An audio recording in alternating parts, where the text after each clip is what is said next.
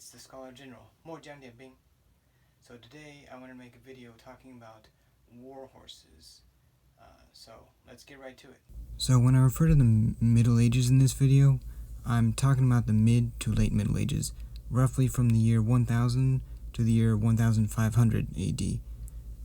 Now, when you're studying horses of the past, there's a couple important things to keep in mind.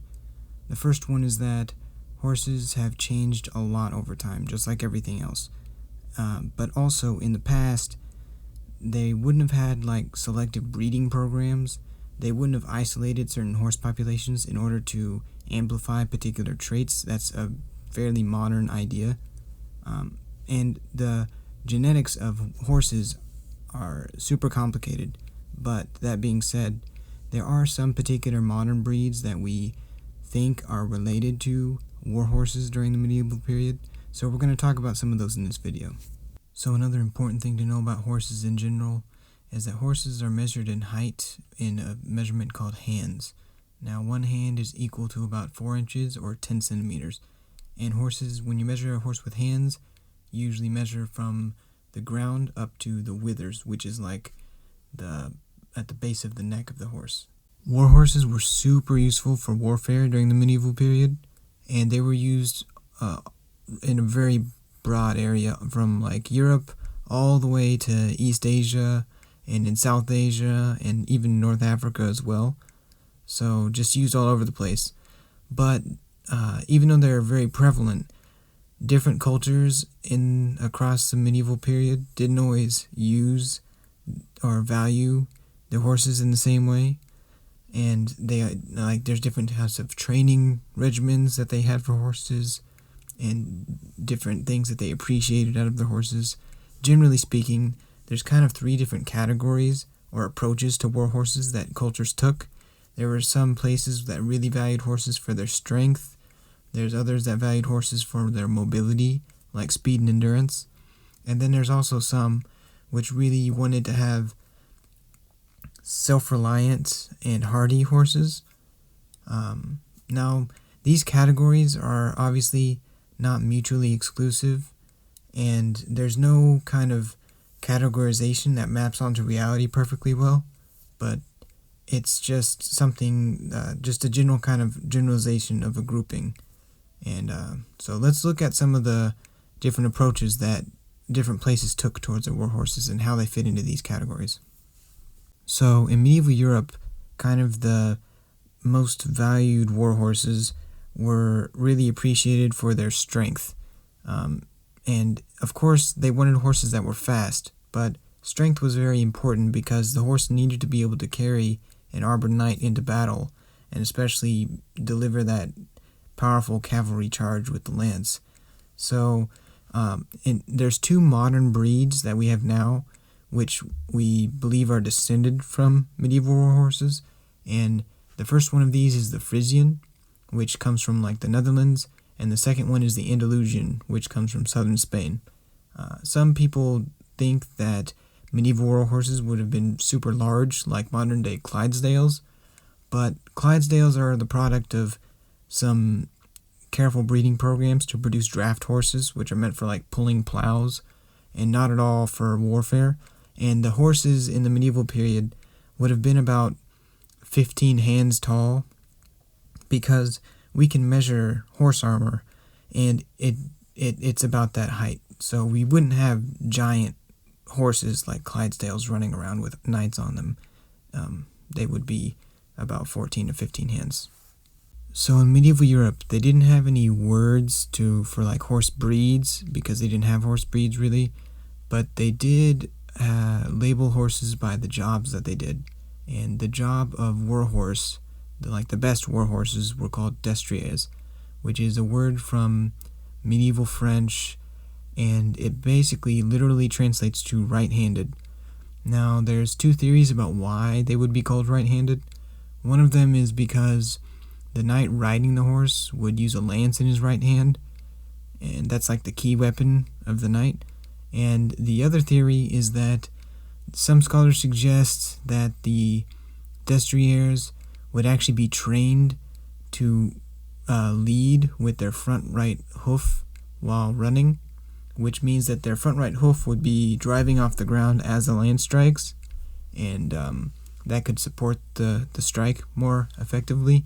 And that's just a theory, though. It's hard to have conclusive evidence for those types of things.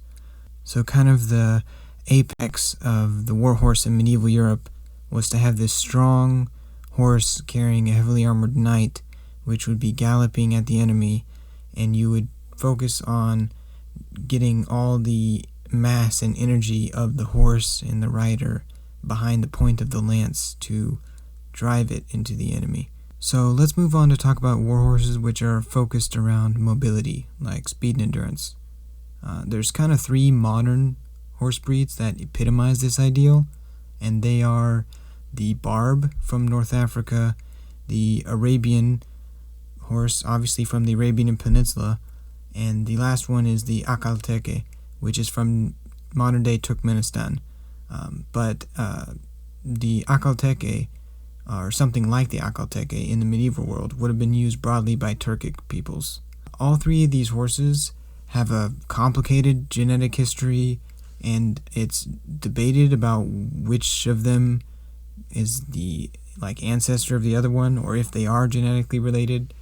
But they all exhibit similar characteristics in that they're all very fast and all have pretty good endurance.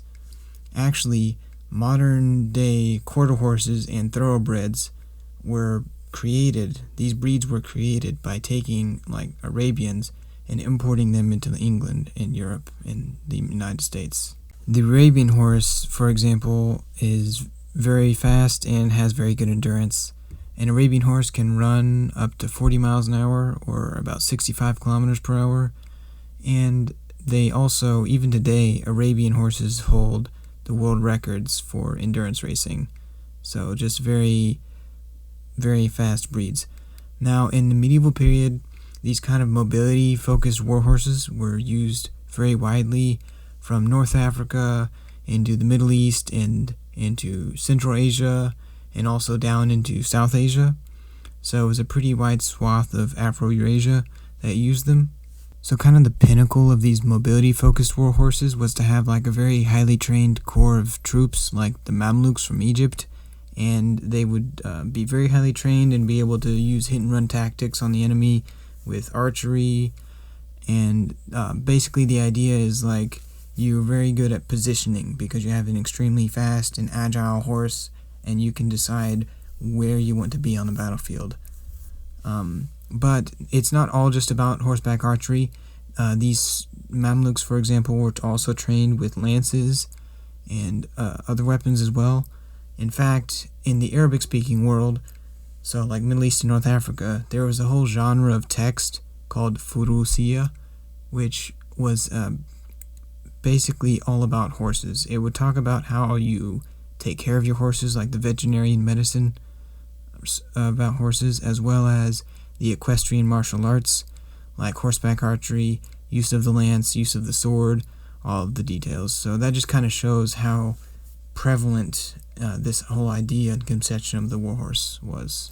Now, the third category of warhorse is warhorses that are very hardy and self-reliant. And two breeds that kind of exemplify these characteristics are the Mongol horse, obviously from Mongolia, and then the Kazakh horse from Kazakhstan. The Kazakh horse, the modern Kazakh horse, is a little bigger than the Mongol horse. It's a couple hands taller, but this is actually due to breeding programs that were started during the Soviet Union, where they brought in quarter horses and bred them with the local Kazakh horse population and made some taller horses.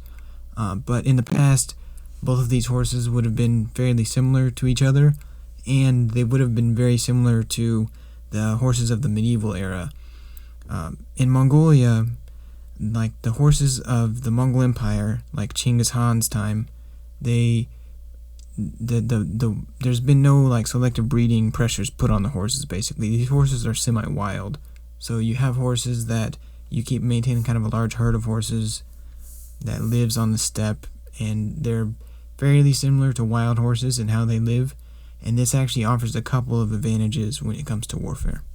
During the medieval period, nomadic groups like the Mongols would just maintain large herds of horses out on the steppe, and there's some historical sources which record like herds of up to 2,000 horses or so that are just kept by a few nomads, and then they just, help them seasonally migrate to different pasture land throughout the year.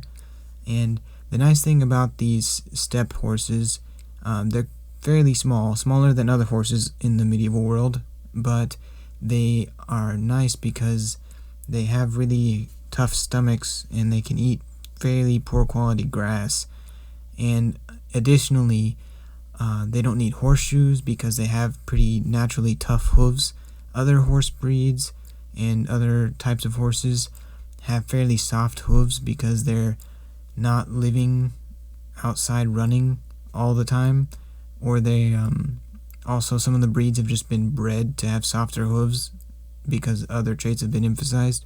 So the steppe horses don't really have these issues, and they very rarely need horseshoes.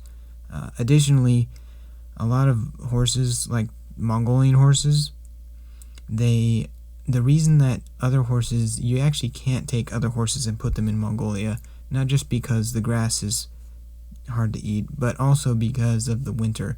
Mongolia gets extremely cold in the winter, like down to negative 40 degrees Fahrenheit, and this simply kills off many other horse breeds.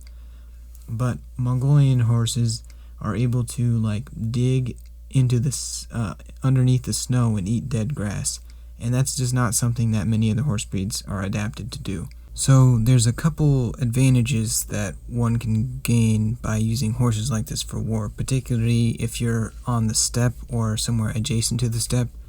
Basically, if you have a bunch of horses like this, for one, you can have a much larger cavalry force than your opponents, because horses for you just grow in the steppe naturally, basically.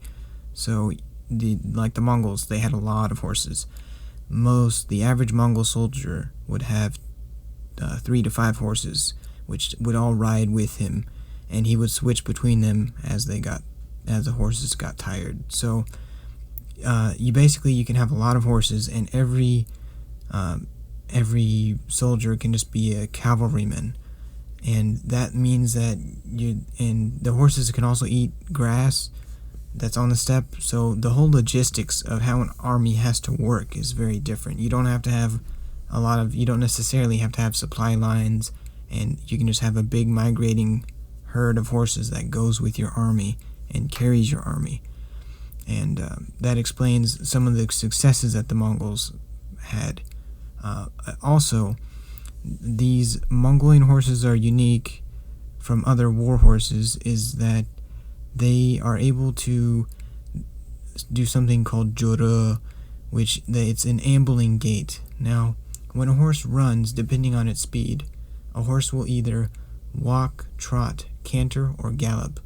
And some horses will possess an actual gene. It's in their DNA. Some horses are able to do a 5th type of gait, which is called ambling.